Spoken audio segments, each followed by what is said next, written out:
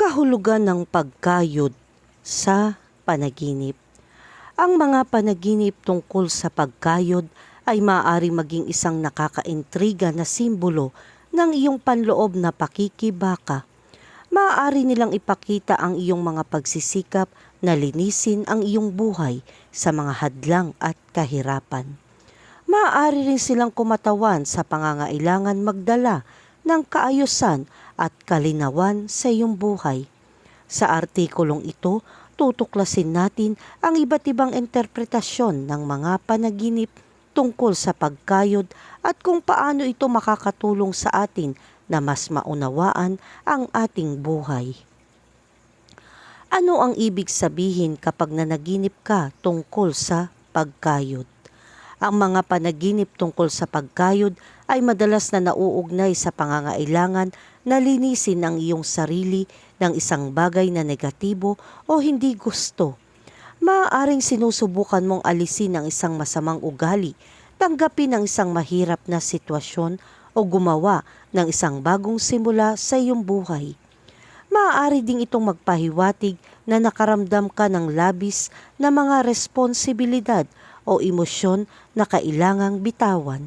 Ang pagkayod sa isang panaginip ay maaaring magpahiwatig na kailangan mong magpatuloy mula sa nakaraan at tumingin sa hinaharap.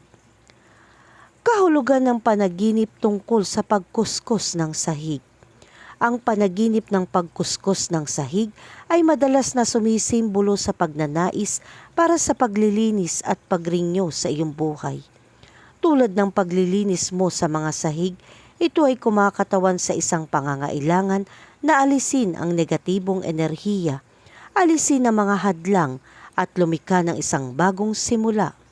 Ang panaginip na ito ay maaaring magpahiwatig na ikaw ay naghahanap ng isang pakiramdam ng paglilinis at isang malinis na talaan sa iba't ibang aspeto ng iyong buhay na nagpapahintulot sa paglago at mga bagong simula. Kahulugan ng panaginip tungkol sa pagkayod ng alpombra. Ang panaginip ng pagkayod ng alpombra ay maaaring kumakatawan sa isang pagnanais na alisin sa iyong buhay ang negatibo at masamang gawi. Maaaring sinusubukan mong gumawa ng panibagong simula at alisin ang anumang negatibong impluwensya sa iyong buhay. Bilang kahalili, ang panaginip ay maaaring magmungkahi na ikaw ay nakaramdam ng labis sa dami ng trabaho na kailangan mong gawin.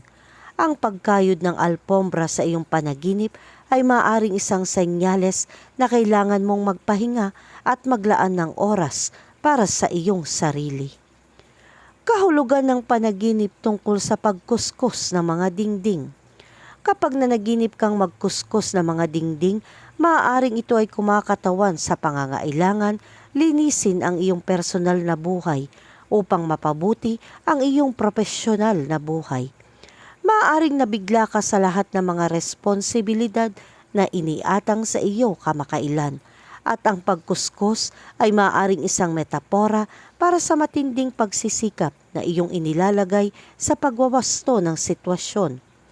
Bilang kahalili, ang panaginip ay maaaring hudyat na kailangan mong gumawa ng ilang mga pagbabago sa iyong personal na buhay upang tumutok sa iyong trabaho.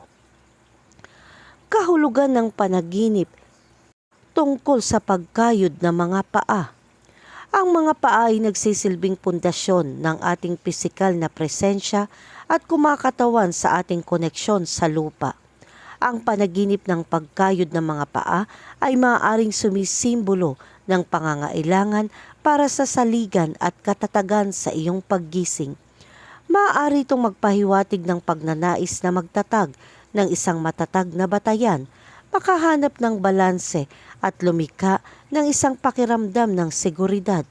Ang panaginip na ito ay maaaring naghihikayat sa iyo na magtatag ng matibay na pundasyon sa iyong personal o profesional na buhay upang suportahan ang iyong paglago at tagumpay. Kahulugan ng panaginip tungkol sa pagkayod ng maruming daliri. Ang panaginip ng pagkayod ng maruming daliri ay maaaring sumagisag sa kahalagahan ng pag-aalaga sa sarili at pagbibigay pansin sa mga napabayaang aspeto ng iyong sarili. Ang daliri ng paa na kumakatawan sa isang mas maliit na bahagi ng katawan ay nagpapahiwatig ng pangangailangan na tumuon sa mas pinong mga detalye at salimuot ng iyong buhay. Ang panaginip na ito ay maaaring magpahiwatig na dapat kang maglaan ng mas maraming oras at pagsisikap sa pag-aalaga sa iyong sarili sa pisikal, emosyonal o espiritual na tinitiyak na walang aspeto ng iyong kagalingan ang hindi napapansin. Kahulugan ng panaginip tungkol sa pagkuskus ng maruming sahig. Kapag napanaginipan mong magkuskus ng maruming sahig, maaari itong magmungkahi na sinusubukan mong linisin ang isang sitwasyon sa iyong buhay. Maaaring pisikal o emosyonal ang problema, ngunit ang panaginip ay tanda na handa ka nang harapin ang hamon at ayusin ang mga bagay-bagay. Maaari rin itong sumisimbolo ng pangangailangang alisin ang mga negatibong damdamin o masamang alaala na nagpapabigat sa iyo. Ang panaginip ay maaaring nagsasabi sa iyo na huminga ng malalim at harapin ang problema ng direkta. Ang pagtatrabaho upang mapabuti ang iyong buhay ay isang mahalagang hakbang patungo sa tagumpay. Kahulugan ng panaginip tungkol sa pagkuskus ng kawali. Ang panaginip ng pagkuskus ng kawali ay maaaring sumagisag sa iyong pangangailangan na alisin ang negatibo sa iyong buhay. Maaaring nakaramdam ka ng bigat sa isang mahirap na sitwasyon at gusto mong palayain ang iyong sarili mula dito. Ang panaginip ay maaari ring magpahiwatig ng pagnanais na magsimulang muli at alisin ang anumang masasamang gawi o kapintasan na humahadlang sa iyong pag-unlad. Maaari itong maging tanda ng paglilinis at paglilinis o isang paalala na magpahinga at hayaan ang iyong sarili na gumaling mula sa emosyonal na kaguluhan. Kahulugan ng panaginip tungkol sa pagkuskus ng walang tubig na toilet bowl. Ang panaginip ng pagkuskus ng walang tubig na toilet bowl ay maaaring magpakita ng mga damdamin ng pagkabigo at kawalan ng kakayahan. Ang kawalan ng tubig sa toilet bowl ay sumisimbolo sa kakulangan ng mga mapagkukunan o suporta na kinakailangan upang matugunan ang isang partikular na isyu o makumpleto ang isang gawain sa iyong paggising. Ang panaginip na ito ay maaaring magpahiwatig ng pakiramdam ng pagiging suplado, nakatagpo ng mga hadlang o pakiramdam na walang magawa sa pagkamit ng iyong mga layunin o paglutas ng mga problema. Kahulugan ng panaginip tungkol sa pagkuskus ng isang nahawaang daliri. Ang panaginip na kuskusin ang isang nahawaang daliri ay maaaring sumagisag sa pangangailangan na linisin ang iyong sarili upang maprotektahan ang iyong sarili mula sa impeksyon. Maaari ring itong magpakita ng pangangailangan pangalagaan ang negosyo at harapin ang mga hindi kasiyasiyang bagay sa iyong buhay.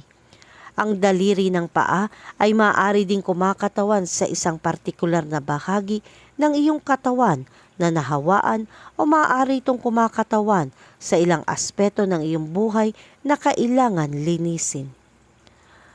Kahulugan ng panaginip tungkol sa mga hakbang sa pagkayod.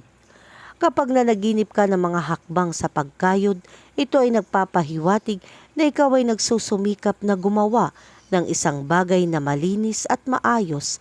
Maaari ring itong sumasalamin sa iyong mga damdamin tungkol sa pagharap sa isang bagong hamon o pagsasagawa ng isang proyekto. Bilang kahalili, ang panaginip ay maaaring simbolo ng iyong pangangailangan na linisin ang iyong personal na buhay at gawing mas maayos ang mga bagay. Kahulugan ng panaginip tungkol sa pagkayod ng amag.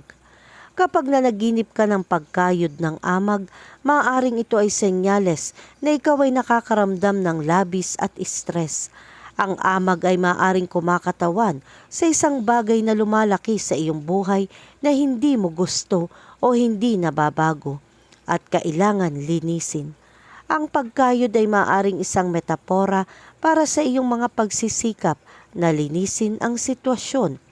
Bilang kahalili, ang amag ay maaaring isang representasyon ng iyong sariling mga damdamin at karumihan at hindi karapat-dapat.